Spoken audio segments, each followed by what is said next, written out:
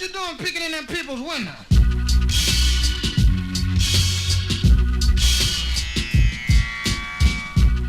We welcome you back. It's another edition of For the Record with Brian Westbrook. We are live at the Davis Courtside Club, and it's the usual suspects, and we've brought the most recognizable name, face, figure in Philadelphia sports. You've heard of the Patriots dynasty. Well, we're living out a dynasty right here in Philadelphia with Villanova head basketball coach Jay Wright, Brian Westbrook, Eitan Shander, Roxy Romeo, Crystal Rich, Jeff Mosher. Coach, thank you, sir. It's a pleasure. Man, what an intro. That's big time. I thought when you were saying most recognizable, we're going to Brian. No. On this campus, he's still most recognizable. I just want you to know that still. It's a coin flip, I think. When you talk about Jay Wright, won championships 2 out of the last 3 years, but I remember back, must have been 01 or so when you first was getting here. And I think the school was going through a transition. The basketball team was okay, you know, firing the coach and bringing you in, but the school didn't have the school spirit. And I just remember the first time I met you, we're in the quad, walking around in the quad. You're out there with everybody. The school was embracing you. There's a basketball court, and so, of course, I'm Mr. Athlete, think I can play. He's like, you know, how many foul shots can you make? First one, air ball. Second one, air ball. Then I made a few in a row, and coach, he's good because he continued to pump me up. I'm still better than you, Chris. You airballed a foul shot? I wasn't in basketball shape. It was outside, a little windy. Uphill, snowing. My point is that, you guys stay focused, is that Coach brought the community back, the students back to the game. And now when you're talking about a national championship organization, a team, a school, it starts with you. Certainly, of course, the leaders of the organization, but you brought the students back to this game. How important is the Villanova society to what you're doing as a head coach? Well, it's nice of you. I appreciate it. But it was good timing. It was just a great time to be here. It's like everything in life, right? It takes some talent, it takes some effort, and it takes good timing, right? At 01, like the school was ready. Like you guys, the football team was growing, and Andy Talley was getting it going. The school was coming into an era where they were thinking about being a national university, so there was more support for everything. And I was young and naive, and it's kind of good when you're younger and you really don't know what you don't know. You think, all right, we're going to come in here and we're going to set this place on fire, man. Nothing's going to hold us back. And Villanova always had a great tradition, always did in basketball and football. And so I think we had a good time. It started with our first recruiting class. We had the number 2 recruiting class in the country: Jason Frazier, Curtis Sumter, Alan Ray, Randy Foy, and Baker Dunleavy was in that class. And you guys got it rolling then too. Football did. So like everything at Villanova was just on an uptick, and we were a part of it. It was an amazing time because it's weird because you think about Midnight Madness, just the atmosphere of big school basketball, and it was missing here. Can we tell our story about Midnight Madness? Or more airballs. Do they involve more airballs? I'm more interested in Brian's airballs, to be honest with you. We had, I'm not taking credit for a lot in basketball, but we were the school that started Midnight Madness, bringing in a rapper. That's right. During, everybody does it now, but no one did it before us. So Tim Thomas played for Villanova. I did a celebrity thing for him, a softball game. I'm on third base at the softball game, and Banks. What was Banks' name? Part of Lloyd Banks. Lloyd Banks. Yeah, okay. Lloyd Banks was the third baseman. He was the third baseman. So G Unit was big back then, right? Remember that? And Listen to Jay dropping his hip hop. well, it made our career. There you go. Let me tell you why. So I'm on third base, and he said, "Oh, Coach, I love your team and everything." I said, "Really?" I said, "Well, why don't you come down for our Hoops Mania?" He's like, "What's that?" I was like, "Midnight Madness." He goes, "I love it." So Lloyd Banks is coming, right? So then, we exchanged numbers, and I called him and said, "Well, why don't you perform?" Right. Because no one had ever done this, right? So we hype it up. G Unit, surprise at Hoops Mania. People are going crazy, right? So we know G Unit's, we know that Lloyd Banks is coming. 2 nights before, he's going to drop a new album, and Jimmy Kimmel invites him to be on. So He calls, he goes, Coach, I can't come. I'm like, we got the place going crazy because this had never been done. Right. Students are lining up. Everyone's like, who's it going to be? Who's it going to be? So now, we're dead, right? Because we got this going. He's like, I'm so sorry. So Tim Thomas had the connection, right? So I called Tim. I go, yo, we don't have anyone. Try to make a long story short. He goes, we got Tony Yayo. All right. So, but no one knows this yet, right? So we got the surprise. It's still G Unit, Tony Yayo. So Tony Yayo, we get with his guy. He sends a list of we're a Catholic school. You guys know. Right. He sends a list of what he wants in his locker room before. And the lawyers at Villanova are like, I can't even say on there what was on there. Hennessy was the easiest stuff. Right. That's exactly where my mind went. Right, so there's no FCC violations on this one. I can't say it. And then they find out that his name means cocaine. Right. So then there's all kinds of uproar within the university. We can't have this. Right. Day before, now I'm dead. I'm like, we got nobody, and the whole school is going crazy that somebody from G Unit's going to be here. So call Tim Thomas back. Tim, we're dead. We got to do something. He goes, 50 Cent will do it. So I go, get out. I go, get out of here. He goes, he'll do it. So I said, well, let us work on this. We work out with Villanova because he's like, he says he'll do it. I don't know. So we work it out with Villanova. They're okay. We're going to have Tony Yayo. We're okay for Tony Yayo. So I'm okay now, right? So it starts, and we're going to have Tony Yayo perform. About 10 minutes into it, we're out on this place. The place is sold out. Students are going crazy. 50 Cent's here. So I go back into the locker room, and I'm sitting next to him like this. Now, Catholic school, we had never done this. So I go. He's sitting like this. He's got tape on his fingers, and he's taping his fingers. He's got his head down. And I go, listen, Fiddy, it's really nice to meet you, but this is a Catholic school, and and I'm really not doing well here. We haven't won yet. We hadn't won at all. I said, and like if you drop F-bombs, like they'll fire me. So I said, so could you please promise me that you won't drop any F-bombs? And he's like this. Taping his fingers, no response. Right. So I'm like, okay, man, good talk. I really appreciate it. So please don't. And he just goes, I got you, man. So I'm like, I don't know so we do the thing. He comes, so no one knows 50. And you remember back then, this was 2001 or 2002. 50 Cent was the biggest thing ever. Yes. Tony Yayo comes out. He does a song. And then he says, I want to bring in one of my boys. 50 Cent comes out. This place goes bonkers.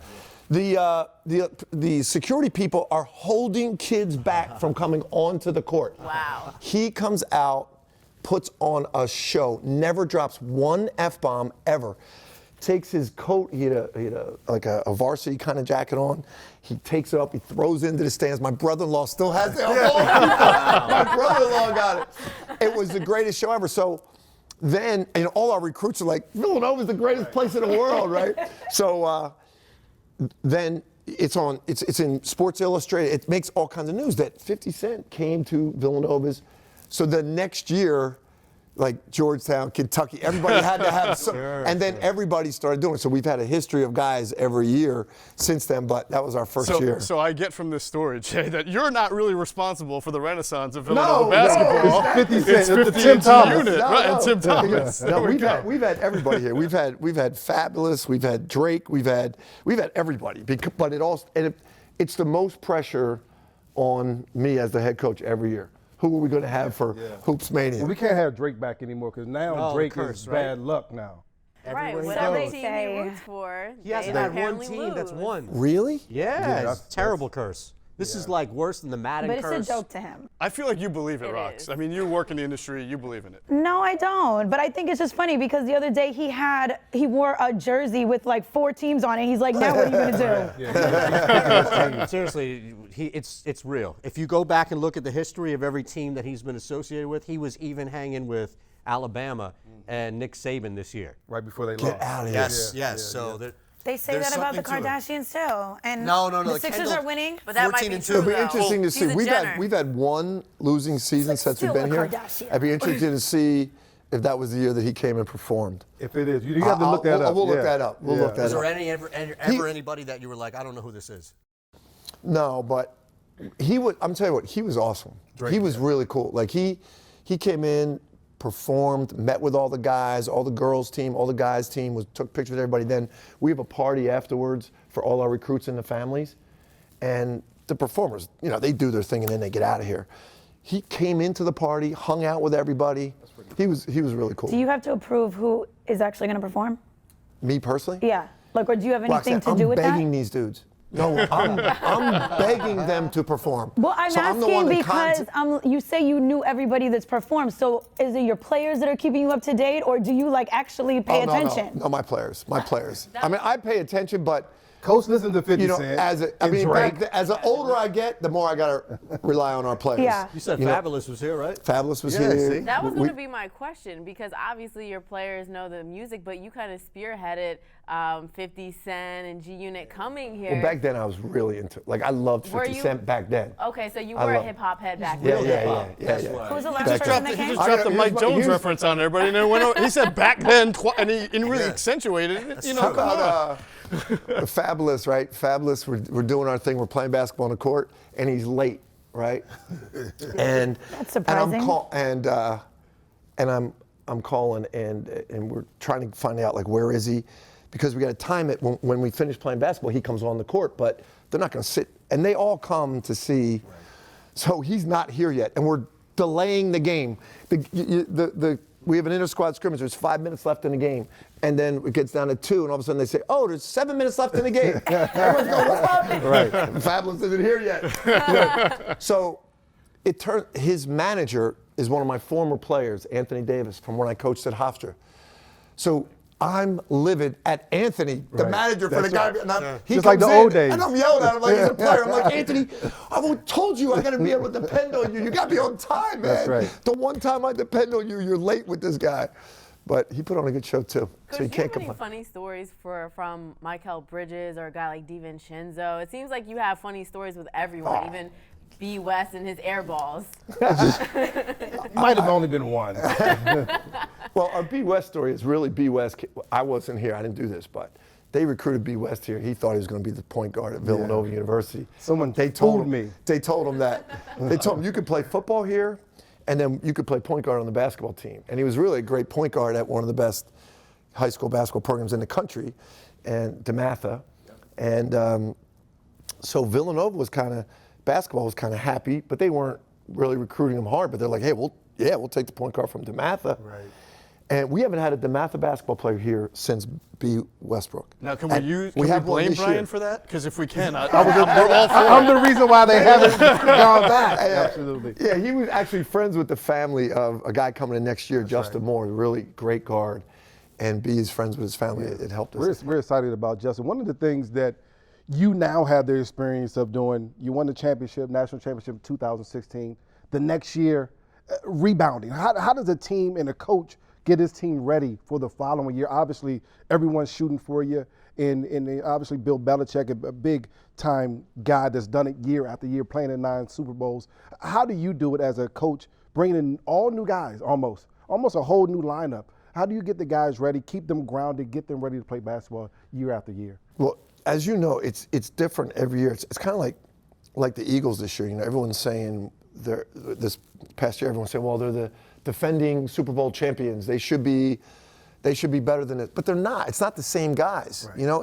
It's a lot of different guys, and even the guys that played on the Super Bowl team, after you win a Super Bowl, and you come back the next year, you're a different person. That's right. You're not the same guy. Sometimes better, sometimes worse. So that's the thing that's so hard, and that's why when you look at what Belichick does, look, I'm Eagles. Mm-hmm. I'm all Eagles, and I don't like them. I don't like rooting for them, but I have to respect the hell out of them. Absolutely. What they do every year is incredible. That consistency is amazing. And so I talked to Doug Peterson about this. We talked about it because we had to do it the same year after they had to do it. And it's really hard. After the 16 year, in 17 when we came back, I thought that 16 year, like we did everything for the first time. After winning it, we went to see the president, we went to see Obama. It was awesome. And we went to the ESPYs, and we did all this stuff, and it lasted all the way. And we took the team, went to France, and not France, Spain. And it seemed like we were still celebrating all of that. And then the next season started. There was never an end to 16 and a beginning of 17. And we went all the way through 17. We were number one in the country. And I felt at the end, we were just worn out. Yep. Like we couldn't repeat. So after 17, we really made sure we had a break. We stopped. We got away from each other. We really separated the years. And then 18, we had a great year and we won it again. And then this year is totally different because there's nobody around from that 18 team. Right. And now you got to let the new guys coming in know that, it's not on you to repeat because you don't even know what's going on here. You didn't do any of that, and everyone's going to count on you to repeat, but you got to blaze your own trail. Right. So it's different every year with each group. Do you think that part of your strategy and being different than the one-and-doners who are just trying to do it their way, and you've come in and been so successful in your own way, but if you look at what you're able to do, not only your personality and how you are as a coach, but also because you might have a kid for 3 or 4 years, there's a long play in developing somebody. Yeah, there's two parts that are interesting. It makes me really respect what Calipari and Krzyzewski and those guys do, because they're basically doing every year what we're doing this year. Yep. They're getting a new group every year because we lost 4 guys to the NBA last year, so they do that every year. It's brutal for me. It's hard, and they do it every year. So I really respect what they do, and that's what's kind of happened to us this year is because we have 4-year guys, and it takes us longer to get our system in. Like you see us early this season, it wasn't a pretty picture. Right. We're starting to get there. We're still not there yet, but it's a totally different process for us. Process is a crazy word in Philly. I got to trust the process. You win 2 out of the last 3 years. You can use whatever term you want. I got to be careful about that. Speaking of your process, and I'm incorporating a little bit of Sixers talk and coaching style, Brett Brown, he's a coach who really likes fluid basketball, and he has players who are good enough to have fluid basketball. And he said when he got Jimmy Butler, it's like the most plays he's ever drawn up in his career. So when you have players who change, like you have a whole new squad, how does your coaching style change from being, are you always a fluid guy? Are you always a draw-up plays type of coach, or does that style change?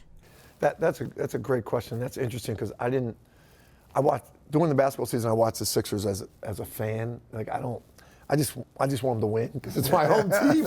So I'm not really, when we're playing, I'm not analyzing. When our season ends and I get to watch the playoffs, then I analyze more. But that's a really interesting point. I didn't think about that, about Jimmy Butler, right. And that makes sense. And we're kind of in the same situation here. We've always, over the last 5 years, had fluid, balance, and we like that. But this year we had 2 seniors, and no one else has played. And we started the season trying to be fluid and give everybody the same equal opportunity. And then we had to adjust and say, look, we got 2 seniors. We got to go through these guys until these other guys catch up. So we have basic core values that always stay the same.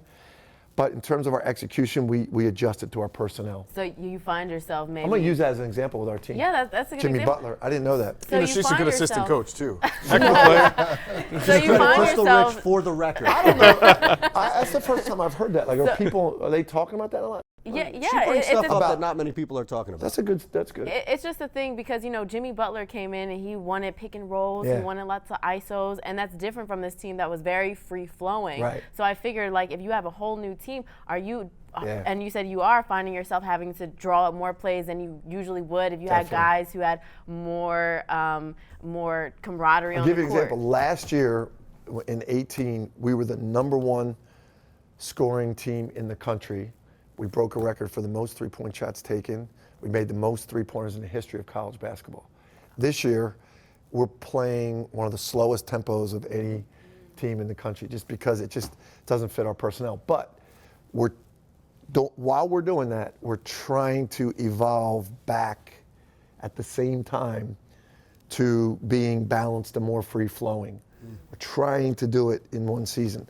I don't know if that's a good plan or not, but we're going with it. Is that what you prefer as a coach, to have more of a free-flowing? Yeah. Because that tells you that your players know each other. Yeah, and, yes, and it's also harder to defend when, I'm sure Brett is dealing with this, it's harder to defend when you have a balance and it's free-flowing because plays aren't predictable. Right. When you're running set plays, the scouting is very sophisticated. They can dictate when you run certain sets how they're going to defend it. When it's free-flowing, they can't. And so that's why Brett probably, and we like being more free-flowing.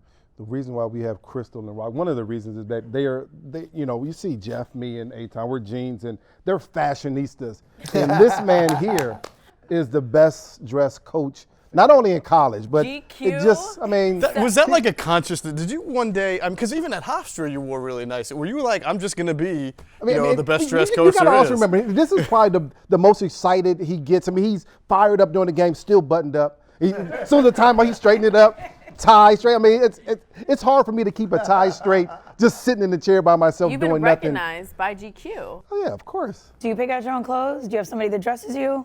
I do. I have a tailor that makes my clothes who is getting out of control. His name Gabriel D'Annunzio, a little Italian guy. Do you tell him what to make, or does he make it because he just knows you? Yeah, we're in a period of transition, kind of like our offense right now, me and Gabe. Because I'm getting a little bit older. I'm saying, Gabe, I want to stay in style, but I want to just calm it down. Like I'm 57 years old, man. Come on, I still like.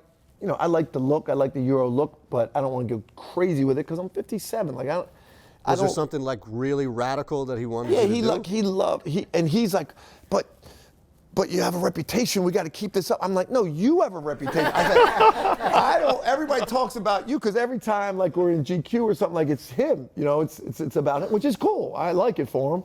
Yeah. But I'm trying to transition him, again, like our offense. I'm trying to say, look, I'm 57 now, man. He's like, yeah, but double-breasted. I want to go. I want more double-breasted. I want more vests. I'm like, let's just tone it down, man. He goes, you got enough blues and blacks and grays. We got to add some browns. I'm like, no, man.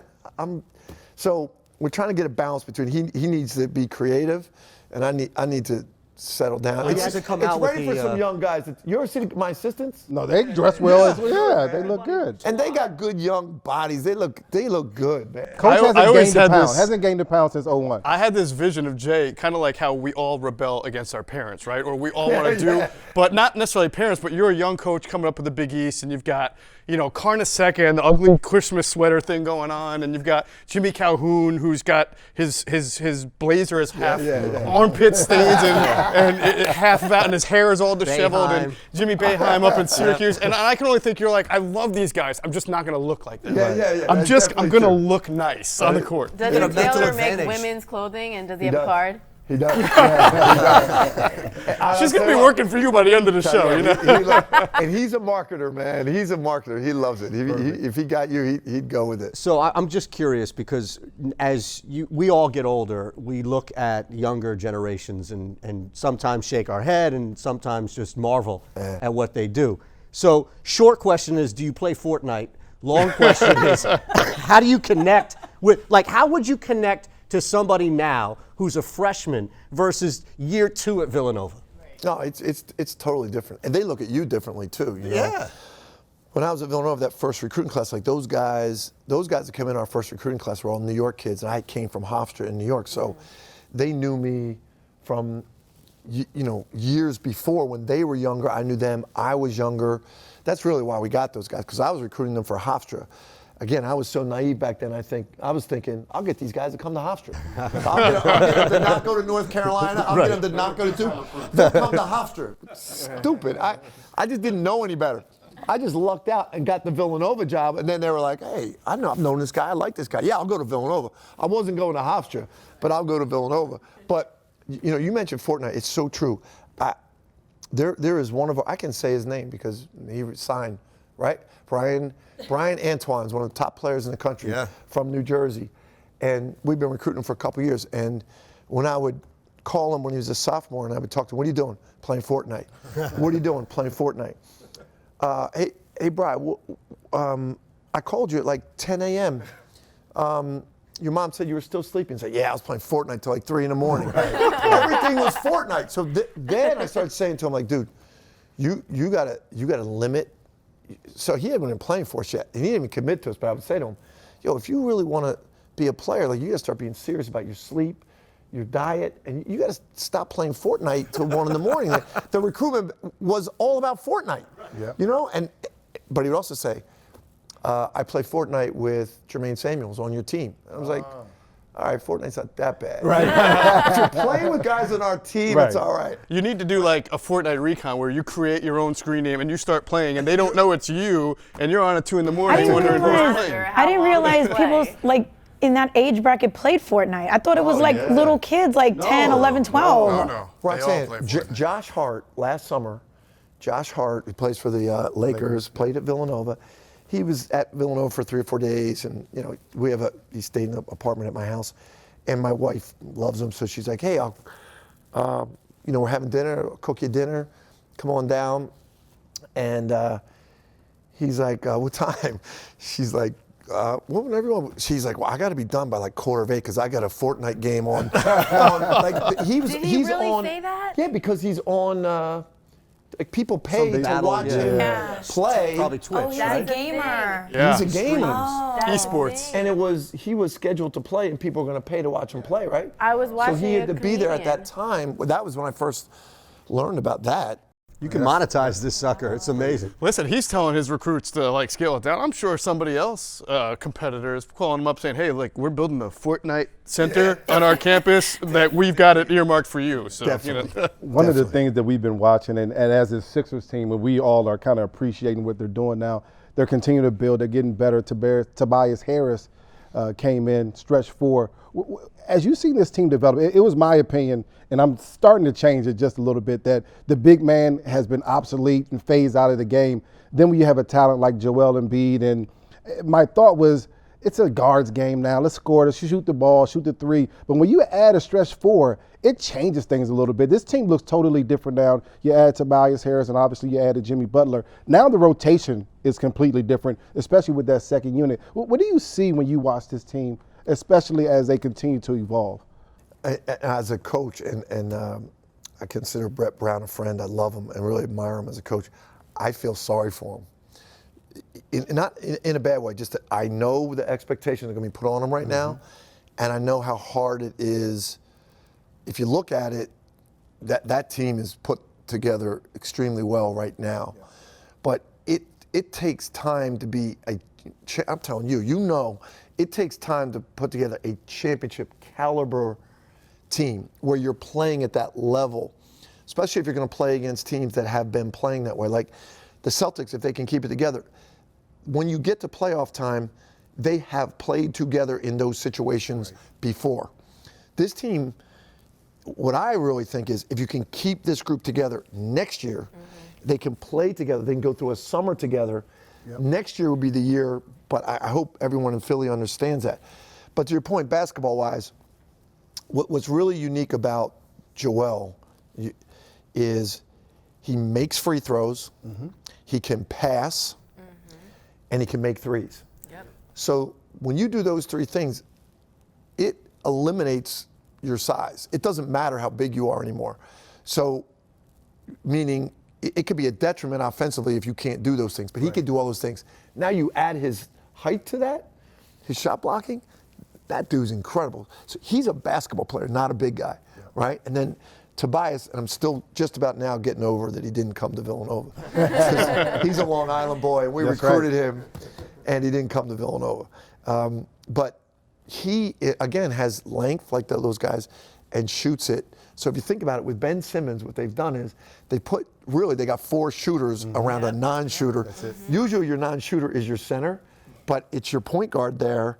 You can do it because Joel can shoot the ball. So many people around him that can score the basketball. Yeah, and Coach, I made this point last night that it's actually a positive for Ben because what did he do? He attempted a three-point shot. It allows him to get live game time practicing shooting the ball. Now, my question is for you. You said if they stick together next year, they're going to be lethal. I agree with you. But are you in the least bit impressed of what they did so far with hardly any time to practice, winning 2 games? And last game, they had 7 turnovers as a team, which was really good. Sometimes Ben Simmons alone will have 7 turnovers, and the few turnovers that they had, it just seems like they're a new team still gelling. So the fact that they are able to beat these couple of teams and hardly really had a legit practice, are you impressed with that? Very. It says a lot about Brett and his ability to give them freedom. It says a lot about the intelligence of the players they brought in to be able to do that. And it says a lot about their potential. If they can do that quickly, they might be able to pull this together to make a run here. But even if they ran into Golden State, those guys have been together in these situations. Experience. You have to earn the right to win a championship. You guys did it. You know, everybody's got to be together for a while and earn it.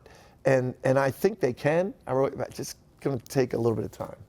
Can I ask you a hypothetical question? So I don't know much about you because I'm not from Philly, but I've heard amazing things about you. If the Sixers asked you to be the head coach, would you do it? Oh, that is a great question. First off, we did not plant that question. Okay, so don't come looking at Let me answer. I don't want Coach to answer. Villanova is never letting go of Jay Wright. So yeah, but if they came to him, they would have to go based on his decision. Jay has done such a great job here that Villanova would never let you go. So you don't have to worry about answering that, Coach. I'll say this. You know what, Roxanne? I think about this all the time. I would love to coach in the NBA, but you would have to give up your job to coach in the NBA. So, and I love this job more. I really love it here than. But you're giving up a job to get a job. But you can't have everything. So you'd have to give that up. You'd have to give this up to do that. As much as you would love to do that, if I had to end my career and say, hey, I never got a chance to coach in the NBA, but I got to stay at Villanova, I can live with it. Just don't go to Boston or New York. That's all we ask. Okay? Is that fair? That's fair. Jay Wright, he's a Philly man. That's what it's all about. Right. Coach, it's been an absolute pleasure. We appreciate the sit down, the hangout. We know you can't wait till Billions comes back on TV. That's right. You're reading a great book about Bill Belichick as well. It's interesting, man. Have you met him? I hate to say it. I've met him. Yeah, and I haven't spent any time with him. I'm a big Doug Peterson fan. I love him. But you know what? I'm just interested in the dude, man. He's a different dude. It's interesting. He's a different dude. When you can win, this is all you have to do, Coach. Go get you a Hall of Fame player and then take the other team practices and you'll be good. See? Spoken like a true Philadelphian, and he's from D.C. That's right. Absolutely. Coach Jay Wright, we appreciate the time, the insight, the stories, everything. All the best. Thank you. All right, for Roxy Romeo, Crystal Rich, Jeff Mosher, I'm Eitan Shander. It's For the Record with Brian Westbrook. We'll see you next week. 1, 2.